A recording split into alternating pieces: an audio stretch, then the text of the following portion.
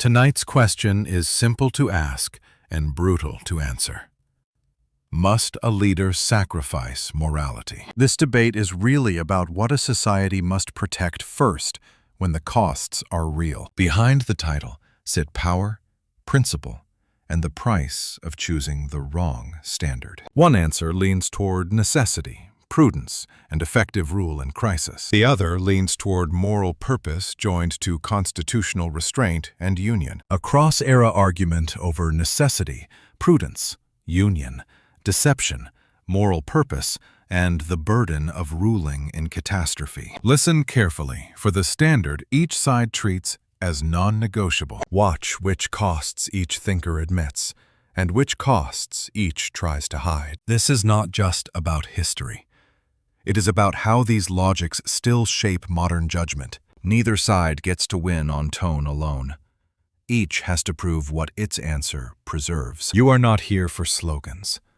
You are here to weigh consequences, coherence, and courage. Before the arguments begin, let's meet the minds behind the collision. Welcome to When Great Minds Collide. Tonight's matchup is Machiavelli versus Abraham Lincoln. Machiavelli tends to reason from necessity, prudence, and effective rule in crisis. That means Machiavelli will likely define the problem through a very particular moral lens. Abraham Lincoln tends to reason from moral purpose joined to constitutional restraint and union. That means Abraham Lincoln will measure success by a very different standard. Each side must answer the title question directly, not just attack the other speaker. Examples matter here, but standards matter more, because standards decide what counts as success. Listen for where each side places the burden of proof and what each side treats as unavoidable. The sharpest moments usually come when a clean principle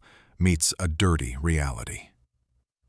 At the end, tell us who made the stronger case and whose hidden costs bothered you most. Machiavelli, you have the floor. I start from first principles: necessity, prudence, and effective rule in crisis. Machiavelli defines the standard so tightly that almost any other value starts looking secondary. If your answer ignores that standard, it will sound clever while producing the wrong world. The argument treats one kind of failure as decisive, while undercounting every other kind. My opponent wants the benefits of order without paying the price of clarity about what matters most. I will show that the supposed realism of this answer is narrower than it first appears. I am not arguing for comfort.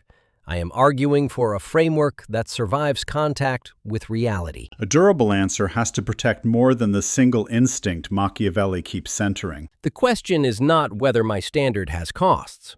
Every serious standard has costs. Once we widen the frame, the opening case looks less complete than advertised. The real question is whether the alternative hides even larger costs behind noble language. That opening sounds strong, but it hides what people would be forced to live under. My answer begins elsewhere.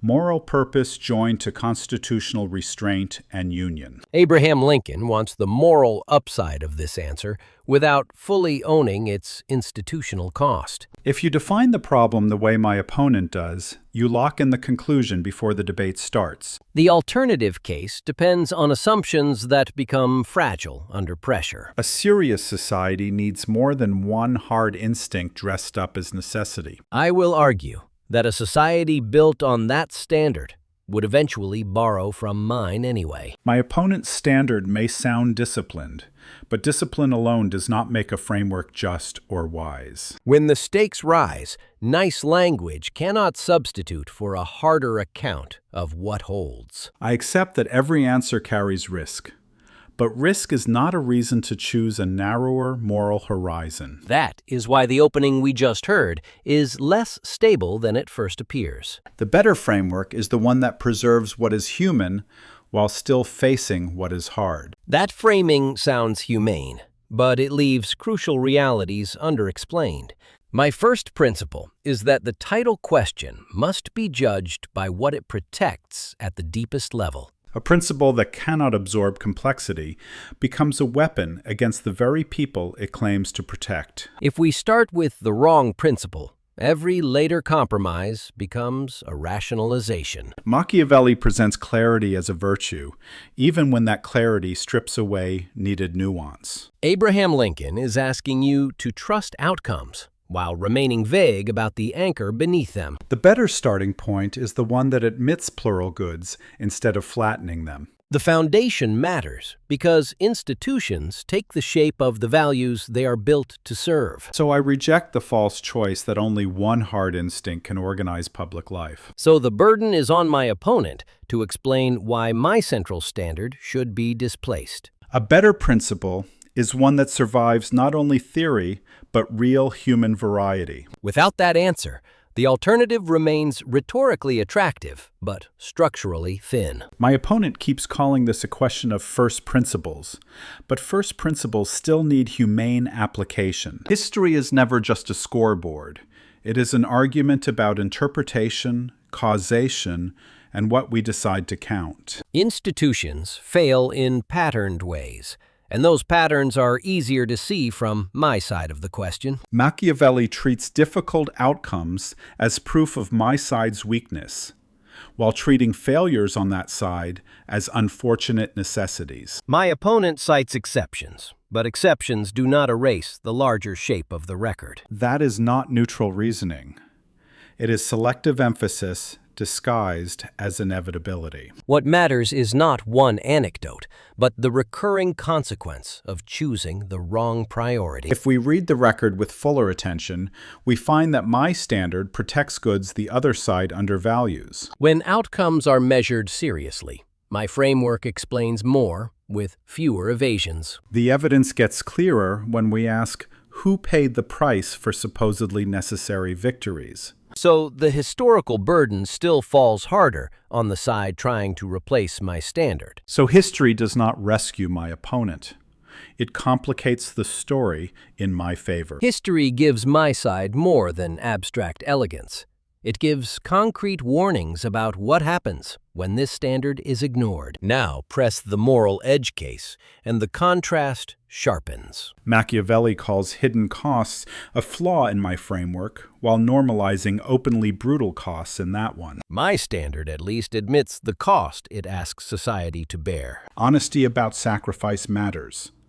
But so does refusing to glorify sacrifice when better arrangements exist. Abraham Lincoln wants the comfort of a softer answer while depending on harder structures in the background. My answer asks for complexity because human dignity rarely survives one-value politics. That is a moral problem because hidden coercion is still coercion, just cosmetically improved. The real edge case is the person crushed by an order that calls itself necessary. A serious ethic names its sacrifices instead of disguising them as universal goodwill. On that ground, my framework remains more human without becoming naive. On the hardest cases, my answer remains painful but honest. The moral pressure test hurts your side too, and pretending otherwise does not make it cleaner. I will answer your question if you answer mine. Who decides when your necessity becomes abuse? Where exactly does your framework draw a non-negotiable line? Your line sounds sharp, but sharp lines are exactly what cut living societies in ugly ways. If everything is contextual, what stops the strongest faction from defining context for everyone else? When your framework fails, it fails with authority, not merely with confusion. You say my answer is too hard. I am asking what keeps yours from becoming too soft to hold. You keep equating flexibility with weakness, because rigidity flatters your style of argument. Name the cost your side is willing to pay instead of only listing the costs of mine. Name the people your answer marginalizes first, not just the order it claims to secure. If your principle needs my principle in the background, then your case is incomplete. If your principle cannot survive scrutiny without appealing to fear, that tells us something important. Let me ask directly. What happens when your preferred standard collides with the first real crisis? In closing, I ask you to judge this question by what endures when appearances fall away. My case has never been that my answer is painless.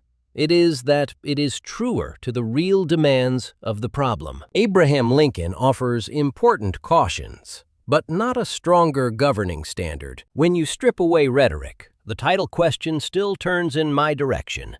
If you care about durability, seriousness, and clear responsibility, my side has the stronger case. That is why I believe the future belongs to the standard I defended tonight. My closing point is simple. A framework is not wise merely because it sounds stern or inevitable. I have argued for a fuller account of what human beings, institutions, and societies actually require. Machiavelli identifies real dangers, but responds to them with a narrower horizon than the problem deserves. The better answer is the one that protects what is human while still facing what is hard. If you listen for hidden costs as carefully as declared virtues, my side should trouble you less. That is why I believe the stronger answer to this question stands with me. So we return to the question. Must a leader sacrifice morality? Machiavelli made the strongest case when the debate turned toward necessity, prudence, and effective rule in crisis. Abraham Lincoln looked strongest when the debate turned toward moral purpose joined to constitutional restraint and union. What remains unresolved is the trade-off each answer asks you to accept. That is why this debate still matters, far beyond the lives of these two thinkers. Modern institutions still inherit versions of both instincts, often without admitting it. Tell us in the comments who won, and which standard you found harder to escape. Steelman the side you disagree with before you post. That is where the best discussion begins. If this debate changed how you hear the question, say so. Like the video if you want more collisions built around real standards instead of empty slogans. Subscribe if you want the next matchup before the argument starts without you. Until next time, keep your mind sharp and your certainty humble.